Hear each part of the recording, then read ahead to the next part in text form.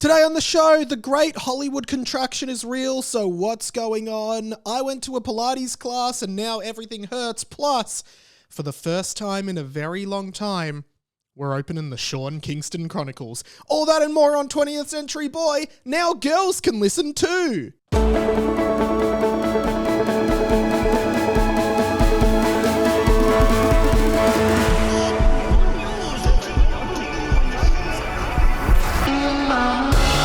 Welcome to 20th Century Boy. My name is Pilates Mike, and this is the inside of my mind. Oh, welcome to another week. Great to be sitting down and recording another episode of 20th Century Boy, a podcast by me, Radio Mike, writer and producer from here in Melbourne, just trying to make his way through life. This is 20th Century Boy, the conversations you wish you were having about the stuff that no one else cares about, and that's what this podcast is all about. Wow. It's nearly June. Now that's crazy because I've been thinking for most of this year, like, oh, it's just the start of the year. The year's just bloody started. The year's just started. Suddenly, the year's half over or half started. Depends on if you're a glass half full, glass half empty kind of guy or girl. Got a fair bit to talk about today, guys. And wanted to start off, of course, by plugging the Patreon, patreon.com/RadioMike. Again, if this podcast is part of your weekly routine, your monthly routine, your daily routine, if any of my content is, please support me on Patreon, patreon.com/RadioMike. As I said, like most people, feeling a bit of cost of living. Now, that might be because I just got back from a holiday where I spent a fair bit of money, but at the same time, everything's just expensive. Like, I'm genuinely second-guessing every purchase I make. I'm like, do I really need this? And the answer is usually no. But I've been feeling, I'm going to be honest, I'm, again, turning 30 at the end of the year. I have been feeling this weird feeling, which I've been talking about with people, where at the moment, like, I probably have the least paid work I've ever had. I had a really good stream of work during my 20s. At the moment, I'm like, could probably have more. It's good because it means I can do more of my creative stuff and grow that, and that's obviously very cool. But yeah, I'm just worried with things getting expensive. Like, I'm trying to figure out what the next step is for me career-wise, and of course, I'd love to keep growing this creative brand as well. So yeah, if you have thought about subscribing to the Patreon, now would be a really helpful time for you to do it. But if you don't want to, that's also cool. I've been doing a bunch on the YouTube channel. Making short editorial videos, like 10-minute videos, and they've been going really well, getting in the thousands of views. South Park came back last week, and every time there's been a South Park episode, I do an analysis of the satire in South Park. Did one for the most recent episode that came out, which was all about Ozempic and weight loss drugs and the American healthcare system. Did really well on YouTube, got like 17,000 views, which was my best ever for one of those videos. So I'd love for you to go check out the YouTube. Did get a message from Radio Jago in the Discord. Feel free to join the Discord, by the way. There's chats in there all the time about movies and music and this podcast and other content I make and pretty much everything. So would love for you to jump in the Discord, chat to other listeners of the show. He said, great podcast, Radio Mike. Honestly, I'm a bit lazy with YouTube, so we'll head over. But I think if relevant, you should also rip into podcast form if possible. So I have been thinking about that, like ripping the audio from the YouTube videos and putting them on this feed. And then I'm like, does it clutter up the feed? But then it's like this feed becomes like the hub for all of my audio content, and I'll label it as like, this is like a mini episode, and that's pulled from my YouTube. I don't know if I'm going to do that or not, but there's heaps of content coming out on this feed anyway. There's a movie club tomorrow with Pat. We did Punch Drunk Love, the Adam Sandler movie from 2002. So make sure you watch that and catch up on the movie club around that. Next month's movie club is Being John Malkovich. So make sure you watch that in the meantime for next month. And Claire and I will hopefully be doing some world tour episodes about our Japan trip coming up soon. So stay tuned for those on this feed. Hey, I've been sometimes, and this is maybe just showing my age, on a Saturday night now, if Claire's working, I'll just go to my mum and dad's and just hang out at my mum and dad's. Pretty lame, but I'm just like, I'll just go hang out with them. Always have a laugh. And we've both last weekends, both of the last 2 weekends, we watch a bit of the footy, but then there's now an Australian version of Jeopardy that is on.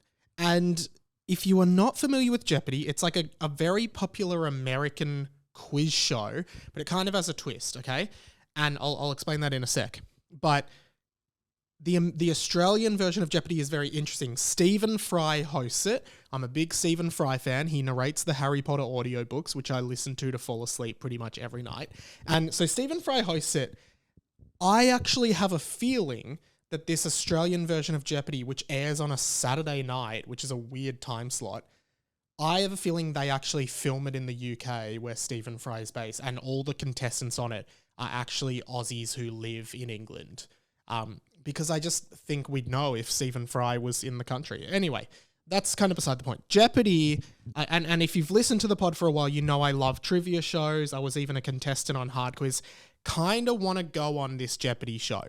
So I'm going to look into it, but I do have a feeling it's filmed in the UK, so I won't be able to. But I'm a big trivia fan. I'm a big quiz show fan. I love all that stuff. I'm a big trivia nerd. And Jeopardy is interesting stylistically because, and I didn't get any audio, but maybe I'll try and cut some in if I can be bothered. But it's kind of like reverse trivia in the sense that instead of answering the question, they kind of give you the answer and you have to answer with the question, which is kind of hard to get your head around and can be very confusing. But I'll give you an example that you could do for like, okay. So you might get the question, you might get the answer of like, I'm just trying to think of, okay, this is just something that I obviously would know about, but like this is what you would get asked. This yellow mouse has a penchant for electricity and is one of the most iconic of this monster collecting franchise, right? And then you'd buzz in and you would go, who is Pikachu, right? That's how Jeopardy works. Like you answer with the question. I'll give you another one, see if you can figure it out. Okay, again, up my alley. This Californian punk trio sang about small things and didn't know what age they were. Bzz, who are Blink-182, right? That's how it works. Anyway, the reason I bring this up, one is because I love it and I want to watch more episodes because I just find it very engaging and people seem very confused by it, but it's actually pretty easy to get your head around. Two, though, is just a funny story that I was watching it with Mum, who she was kind of making dinner, and she was sort of half watching, but I was sitting down watching it intently. And Mum didn't really understand what was going on, but me and Dad were just sitting there. And one of the clues was, again, see if you can guess it. I feel like this story isn't going to be as funny as it was in the moment, but I'm telling it anyway. One of the clues was, Margot Robbie played this real life ice skater in a movie in this movie or something like that. Or it was like Margot Robbie portrayed this real life ice figure skater in this movie. And then I go, what is I, Tonya? which was the answer. To which Mum, who's only half paying attention, just calls from across the room, it's a movie. So Mum like obviously wasn't listening or didn't understand the game. So she thought I had just out of nowhere asked to the room, what is I, Tonya? And she chimes in and goes, it's a movie. To which my dad then goes, oh, no. He was answering the question from the show. And then Mum still didn't get it and was like, yeah, well, he asked, what is I, Tonya? So I was just explaining to him, Tony, that it's a movie. And I was like, no, but Mum, we're watching Jeopardy and this was the clue and the answer was, what is I, Tonya? And she said, yes, and I told you I, Tonya is a movie with Margot Robbie. And then we realized it's just she was not engaged enough with the show to understand what was going on, and she couldn't even, like, she was just too busy, which is fair enough, and she didn't get it, but I just thought it was really funny. Just the rapidness of which I was like, what is I, Tonya? Like, I was yelling it like an answer at trivia. What is I, Tonya? And Mum just goes, it's a movie. I just found that very, very funny. Very, very funny. Hopefully you did too. Hey, I did my first ever Pilates class. Me and Claire, we're trying to get fit. We're trying to actually be fit. And I've never done Pilates before. So Claire's like, come and do my Pilates class. I was like, yeah, okay, whatever. Thinking Pilates was like really easy. Anyway, we get into the Pilates room. I've always known that Pilates exists. I've never known what it is. Over my life, many, many people have been like, I'm doing Pilates. And I was like, what actually is that? What do you actually do in Pilates? Because I had no idea. Anyway, it's just a lot of like stretching and holding positions and muscle movement and stuff like that. But we also were doing hot Pilates. Hot as in temperature hot. So it was like a 36-degree room in the dark. And I was like, as soon as it started, I was like, this is going to be so embarrassing for me because I actually have no idea what Pilates is or if I'm capable. I'm very out of shape right now. Anyway, it gets started. Thankfully, you know, it's in a dark, hot room and you can't really see anyone. Like, you can only really see the person next to you. And I realized I had no idea how to do any of the stuff. So I was just copying the girl in front of me. But it was actually a very positive experience because because it was dark, no one could really see that I sucked. So no one could really like laugh at me. And even the instructor couldn't be like, no, do it like this. Nah, you're doing it wrong, which would have been embarrassing and made me never want to do Pilates again. So now I'm going to book in for another class. And I will become Pilates Mike. Funnily enough, it kind of bridges into, I don't even know if I have this sting still. Is this it? Get your brain ready, because it's Mike's big year of learning stuff. It is supposed to be Mike's big year of learning stuff, which all started out at the start of the year when I was learning a few close-up magic tricks, which was obviously kind of cool. But it kind of stopped. I haven't really been. I was going to learn one new thing a month, starting with like the magic tricks, then how to use a barbecue, then how to use a tie, because apparently I went to private school for 7 years but never learned how to actually tie a tie in my entire life. And Claire even suggested I should learn how to fold clothes because apparently I'm really bad at that, but I haven't learned anything. So I'm going to treat Pilates as Mike's big year of learning because now I've learned what Pilates is and how to do Pilates. And the craziest thing about the Pilates class was literally everything really, really hurt a lot after the Pilates class, which is normal. And maybe that's a sign that it worked. But seriously, I could barely walk for like 2 days. Walking, even up small sets of stairs, was extremely difficult for me, which maybe shows how out of shape I am. But, you know, basically all I wanted to say was I've done Pilates and my mum had a funny response to Jeopardy. Anyway, exciting times because we haven't done this for a very long time. It's just amazing that we are finally able to do this again. The Sean Kingston Chronicles. Yeah, it's the Sean Kingston Chronicles. Now, who is Sean Kingston? I hear you asking if you're newish to the podcast. And by complete coincidence, I talked about Sean Kingston last week on the podcast, not knowing that we were about to open up the Sean Kingston Chronicles. Sean Kingston, of course, responsible for the hit song Me Love by Sean Kingston, which for a long time was the song of the show. The official song of this show was Me Love by Sean Kingston. He is a Jamaican hip-hop singer who became quite big when I was at school, when he was quite young. Even did a song with Justin Bieber called Eeny Meeny, and after a while quickly faded from the spotlight, I guess you could say. But I love Sean. I'm a big Kingston fan. You know, Beautiful Girls, probably his most famous song. You're way too beautiful, girl. That song, we love it. We absolutely love it.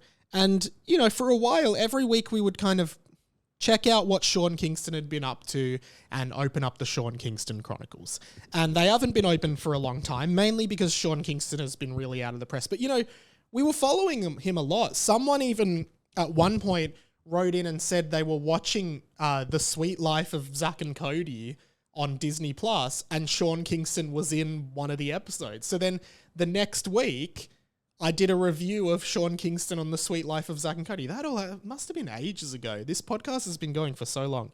Anyway, to my surprise, Sean Kingston pops up in the press again this week. Rapper Sean Kingston and his mother both taken into custody, allegedly stealing more than $1 million. The team at TMZ showing the moments cops confronted Sean Kingston in California after his South Florida home was raided. We've come a long way from love songs. This is the California jail where Sean Kingston is being held on a Florida warrant. Just an insane case. I'm going to read you a little bit about what King has been up to. So Sean Kingston's South Florida home was raided by a SWAT team, and both him and his mother have been arrested, okay? And apparently they have been involved in a months-long theft and fraud scheme. This is absurd. Sean Kingston is now 34. His mother is 61. They face 10 charges of grand theft, fraud, and criminal use of personal identification information. The warrant accuses the singer and his mother of stealing more than $1 million of money, jewelry, and other goods from several businesses from October through March. The warrant alleges that the mother and son swindled more than $480,000 worth of jewelry from an individual, a Cadillac worth nearly $160,000, and furniture that cost upward of $86,000. Kingston and his mother also allegedly stole more than $200,000 from Bank of America and more than $100,000 from First Republic Bank. Now, this is just absolutely absurd. He also did an Instagram story saying, "People love negative energy. I am good and so is my mother. My lawyers are handling everything as we speak." Now, a fascinating change for the good guy, cheeky boy image we knew Sean Kingston as when he was young, okay? We knew him as just that cheeky boy. He loved chicks. He loved just, getting around and about, singing songs, hanging out with Justin Bieber. And now he's facing prison time, Kinger. And it's a big shame because we love the Kinger, and we obviously will be following this case very closely in the Sean Kingston Chronicles. It was, earlier this year we did a segment called Frank Check, all about Frankie Muniz. I feel like Frank Check was the spiritual successor to the Sean Kingston Chronicles, but if anyone does have news on where Sean Kingston is at the moment, would love to know. But that's another edition of the much long-awaited return of The Sean Kingston Chronicles. Yeah, great. Hey, recently I've talked about my social media addiction, how I've axed social media from my phone, but I want to come clean. Unfortunately, I have another addiction, and it's something that I want to be really open and honest with, and it's only sprung up really quickly, and I'd like to play some sad music. Yeah. So, I want to confess first to you guys, the listeners, and this does happen every once in a while with me, where a game comes out, like a video game comes out, and I start playing it, and almost without noticing, I become addicted. And then even when I realize I'm addicted, I can't stop. And that is fundamentally the problem. The insidious nature of addiction is that even if you know you're addicted, you can't really stop being addicted. And I'm addicted to this game called Pokerogue. Now, if you're not familiar with Pokerogue, it is a fan-made browser-based Pokemon game that is very addictive, evidently. It is endless Pokemon battles where you just non-stop battle different Pokemon and trainers and catch different Pokemon. Sort of like normal Pokemon, but just endless. I'm addicted. I've been staying up till midnight in bed playing it when I should be trying to sleep and have a healthy lifestyle. I realize now that my addiction has spiraled out of control. Even right now, as I'm doing this podcast, I actually wish I was playing Pokerogue. I am fundamentally addicted to this game, and I don't know what to do because I can't beat it. It gets really hard towards the end. I've gotten up to the final boss a few times with a really strong Pokemon team that I thought could really easily beat the final boss, but I can't beat him. In fact, he beats me. The final boss is called Eternatus. It's a poison and dragon type Pokemon, which is a rough combo for anyone who plays the game. And it's difficult because I come in with a really strong team. Takes a few hours to get to the final boss, and I'm like, I've done it a few times, and I go, this is going to be the one where I beat him. But every single time he beats me in what can only be described as an uncontrollable onslaught from this final boss character. And each time I think I'm going to win, but I don't, and then I just start again and take another few hours when I really should be doing anything productive, to be honest. And as I said, this happens to me with games every now and then. For a while, I was playing a game called Dead Cells that also had me very addicted. I also got quite addicted to Hogwarts Legacy when that video game came out towards the start of last year. I don't really know what the solution is to this addiction. I think I just have to beat the game, but that's very, very hard to do. But thankfully, it's called Pokerogue because it's based on roguelike games. And, well, the idea of roguelike games are kind of to play on your addiction, where, like, each time you play, you kind of get a little bit stronger. And therefore, eventually, you should be able to beat the final boss, which I'm hoping to do very, very soon. So, if you do find yourself at work and you use a computer at work and you want to do something that is more fun than work, I actually don't recommend playing Pokerogue, the new Pokemon fan game that is taking the internet by storm, because I think you'll become addicted to, and that's just something I wouldn't wish upon anybody else. Thank you for listening, and I apologize that we had to get into serious territory in this episode. We don't like to do that much, but the reality is that I am addicted to Pokerogue, and it's been really, really fun. I might actually make a YouTube video about it because I've been really enjoying it. Cut the music. On another note though, and this, funnily enough, this links back to Pilates. I was listening to Osher Ginsberg's pod, which I listened to a fair bit. He kind of does two things. He does like a weekly interview with someone, and then he just does like a weekly 15-minute episode of him just kind of talking about something. And I find I personally gravitate more to the podcast where he's just talking about something with himself, just solo. I really like solo pods and talk back. I really like that kind of thing.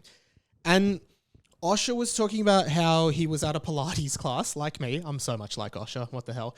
And he noticed that the woman next to him in the class was constantly, while doing Pilates, looking at notifications on her Apple Watch that were coming up. And that he was just this is really the point we're at now in which that happens, and you just you just respond to notifications at all time. I am in a Pilates class, and the lady on the mat next to me kept checking her smartwatch. We're going to have a grown-up chat about phones, watches, and notifications. When that notification goes off and essentially makes you perform an action that you otherwise were not going to perform at that point in time, who's really in charge of your life? It's not you. I'm not just making this up. There is a huge amount of science around notifications and how much they're messing up our thinking, our lives, our connection with other people. The science is frankly staggering. You do not need a weather app telling you that tomorrow will be cooler than 15 degrees. No, that information is not important enough to interrupt a moment between you and your lover or your family or your kids. No, every time you do that, essentially you're letting other people decide what it is that you pay attention to. Wonderfully though, we can turn them off. I would encourage you to do it. I'd love to know how you went. And of course, I'm on this social media detox, which I'm talking about and talking about and talking about. But I actually, I honestly realized that buying an Apple Watch, I think, was probably the worst decision, like the worst purchase I've ever made. Because I spent so much money on like the top new Apple Watch. I think I spent like $800, which is an excessive amount of money for what I got. And I realized that because for a long time I was like, why would I need an Apple Watch? My phone has a step counter on it if I want to measure my steps, all this stuff. And I don't need one. I never even like wearing watches. I'm not a watch guy anyway. It's not exactly a fashion point, okay?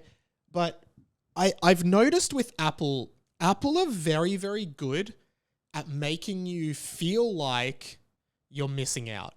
That's what Apple does really well. They make you feel like if you don't have all their stuff, then you're missing out. And to be honest, I love Apple. Was a PC guy for a long time. I love Apple. I've got iPhone, AirPods. I use a Mac Mini. I've got a MacBook Pro. I've got 2 Apple TVs. Like, I've always loved Apple. I had an iPod back in the day. And the watch was like the first one where I was like, I'm not getting that.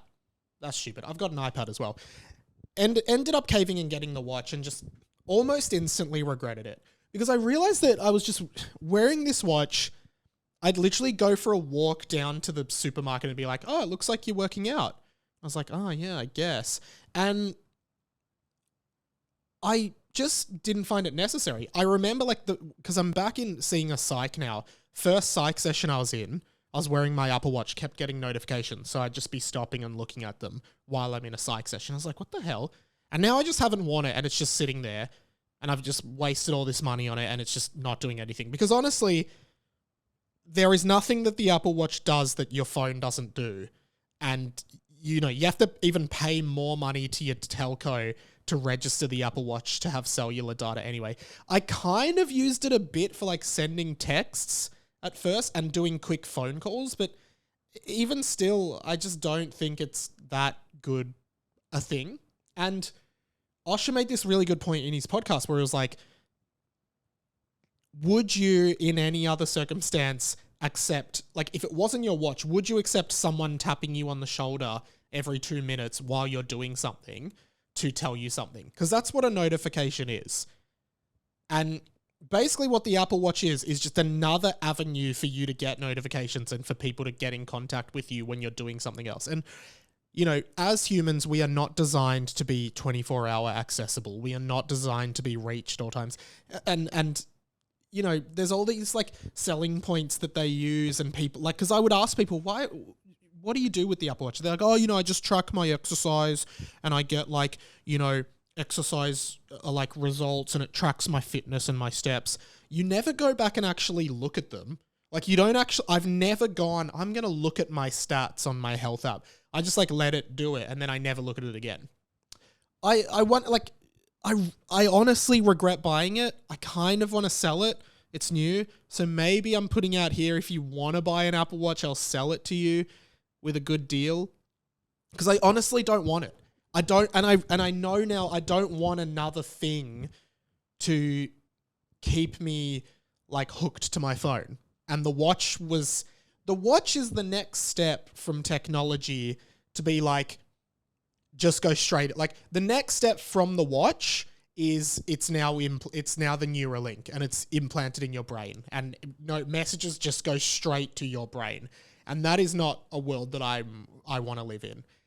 So I just haven't been using my Apple Watch at all. It's really going to waste. I really regret it. I regret buying it. And I just think like, again, very curious to watch the societal push away from social media and notifications that is just happening increasingly at the moment. And honestly, update on like not having Instagram on my phone, not having TikTok. Do not miss it at all. I check it in the morning on my computer to check my DMs and stuff, see if anyone's reached out. Maybe I'll like a couple photos that I see and then I turn it off.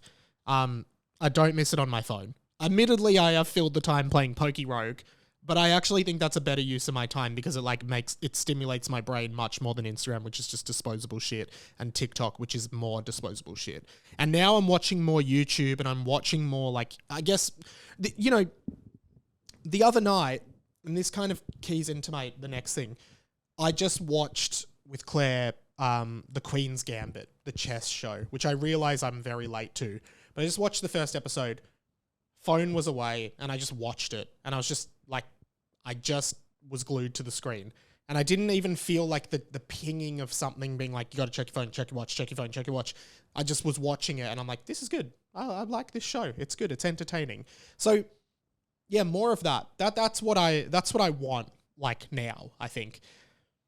Final thing for today, which kind of links in to this, which is that they're calling it the Great Hollywood Contraction, which is this, I think it's multifaceted, but one, across the entire world in this industry, in the media industry, the broad media industry, so many businesses are laying off staff. I just saw on LinkedIn, Pixar laid off 150 staff. At the start of last year or end of last year, Spotify laid off a lot of staff. Everyone is laying off staff. I'm seeing it, locally. I'm seeing it internationally.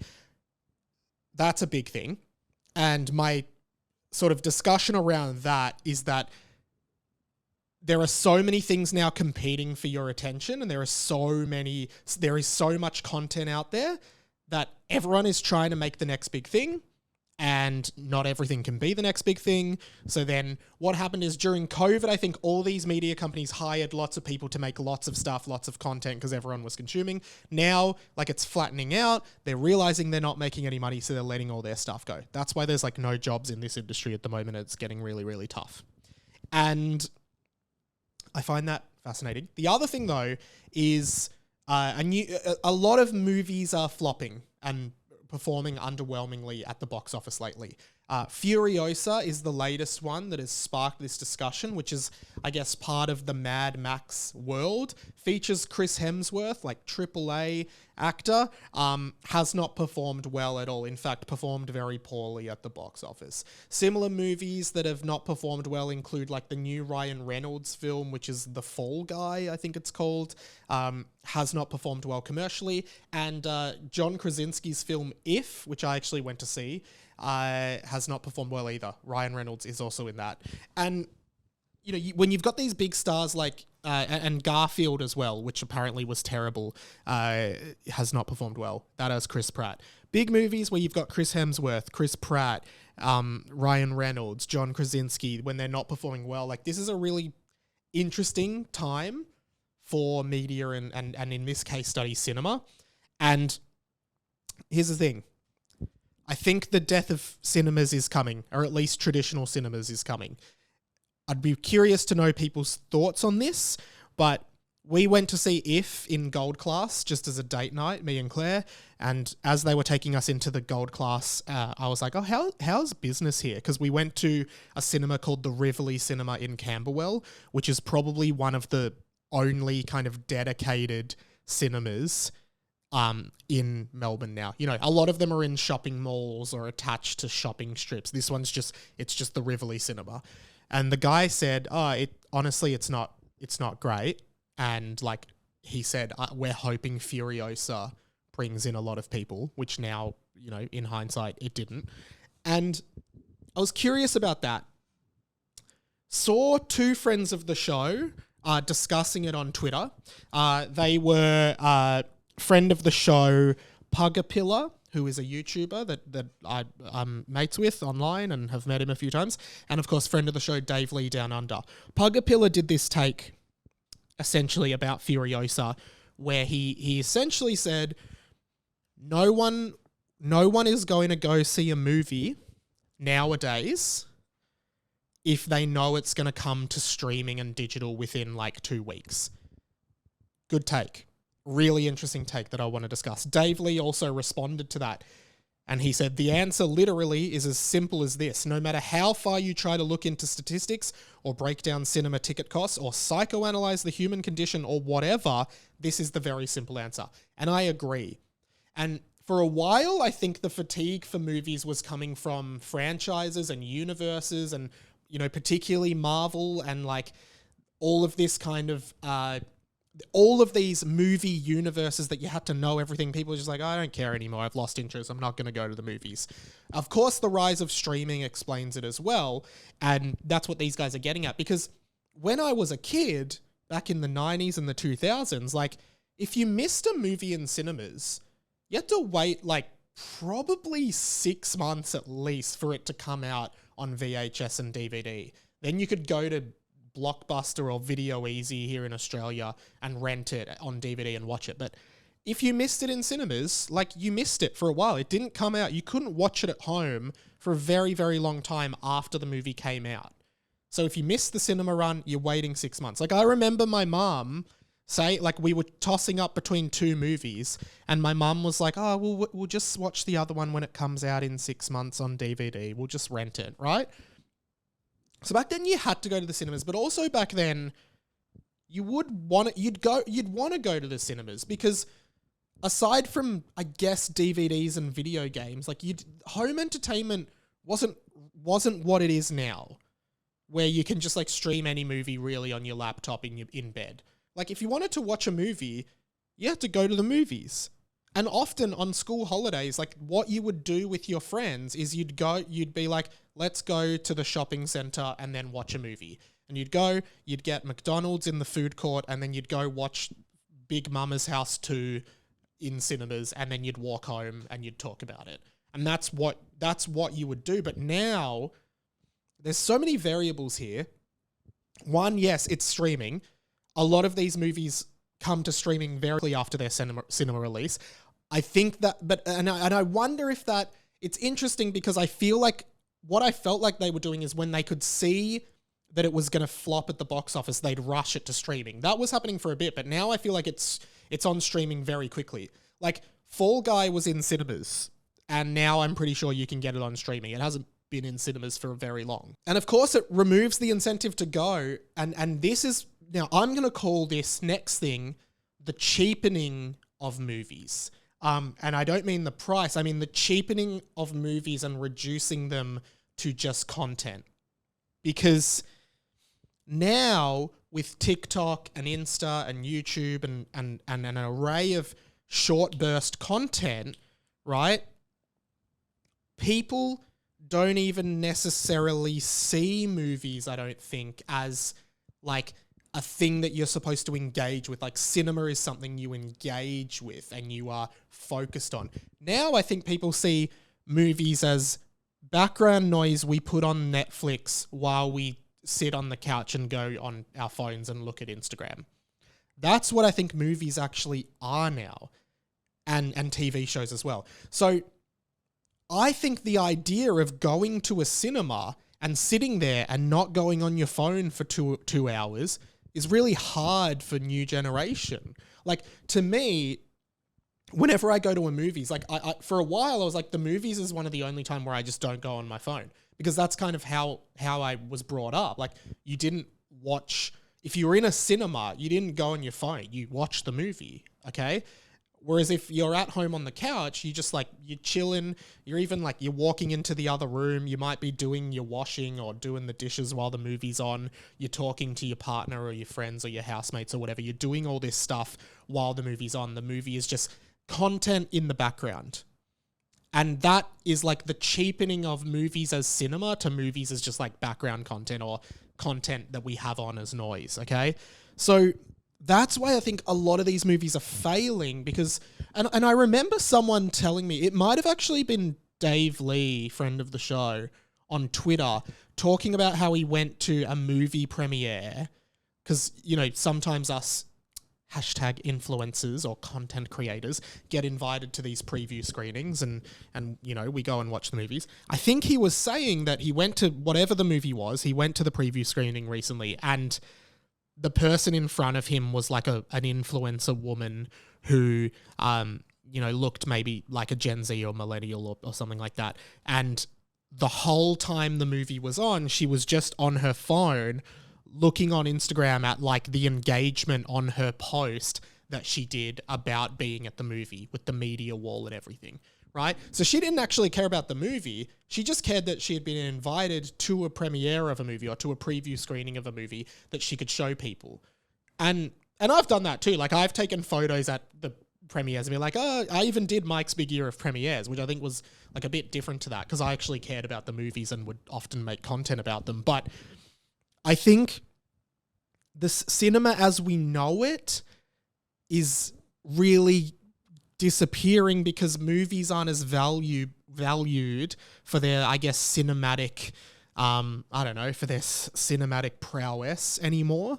And I think about like, the last time I went to the cinemas, as I said, was in Gold Class. I think Gold Class is a pretty enjoyable experience. Like, you get food delivered in the movie, you get some cocktails. It's nice. It's very expensive, but it's nice.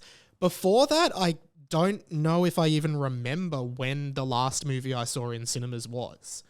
And of course, there's the addition of like home theaters being really good now. Like, you can invest in really good home theater, but I don't think the average person has like good speaker setup and good, necessarily good video output and all of that stuff. But I just wonder how cinemas kind of revamp, because even like Pixar movies during COVID went straight to streaming, and I think parents just put them on as background, right, to entertain their kids during COVID. And now, ever since COVID ended, they've gone back to cinemas, but they haven't performed well at all. And I think it's just easier for a parent with kids to park their kids in front of the TV to watch a Pixar movie than to take them to the cinemas, spend the money, have to deal with them like running around and being uncontrollable and noisy and loud in the shopping center, in the cinema and all that stuff. That it's just a pain in the ass to go to the cinema with kids now. Like, why would you even want to do that when you know they've got every Pixar movie and every Disney movie on Disney Plus anyway? Just put it on the TV. They can sit at home while you clean up the house and do all the chores. I don't know. I'm really worried about it because I love the movies. I love cinema. I love going to see movies in cinemas, and I'm just very curious about, I don't know, what the future is for those industries, and it's a little bit disappointing. Anyway, let's wrap up with this. The plug. Harry Potter and the Boys is up. Another great episode with Sam Garlap. Go and binge that series. It's very, very bingeable, and it's the funniest stuff I do. I want to plug friend of the show, Cambo. If you've been listening to Movie Club, you may have heard Cambo on the March edition of Movie Club, which was The Mummy. I guested on Cambo's podcast, which is called Reddit on Reddit. Reddit, as in I read it on Reddit.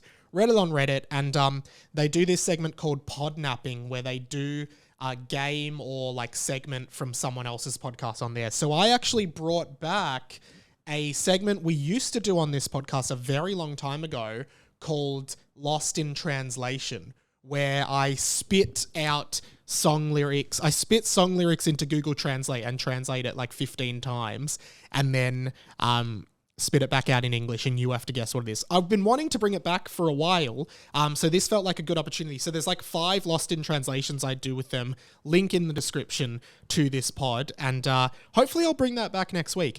And I'll put a grab of it here. The game is called Lost in Translation. I take famous song lyrics from a song that like everyone knows, like a well-known song.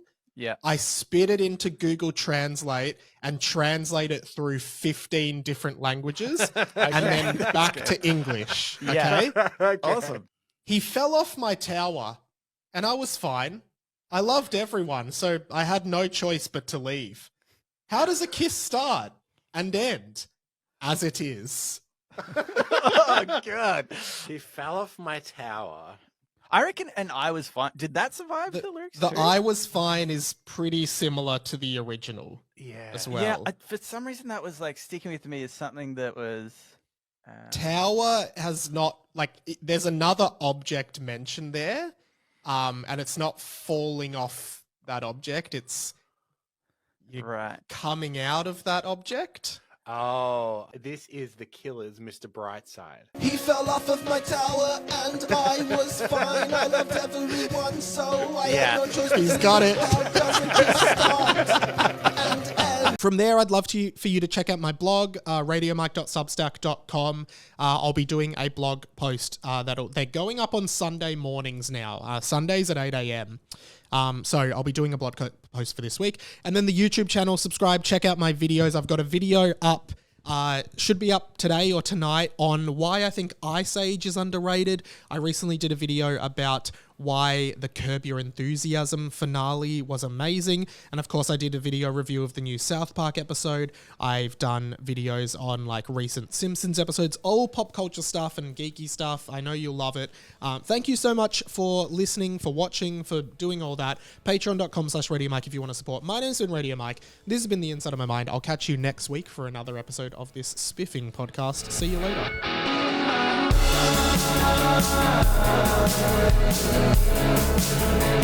Inside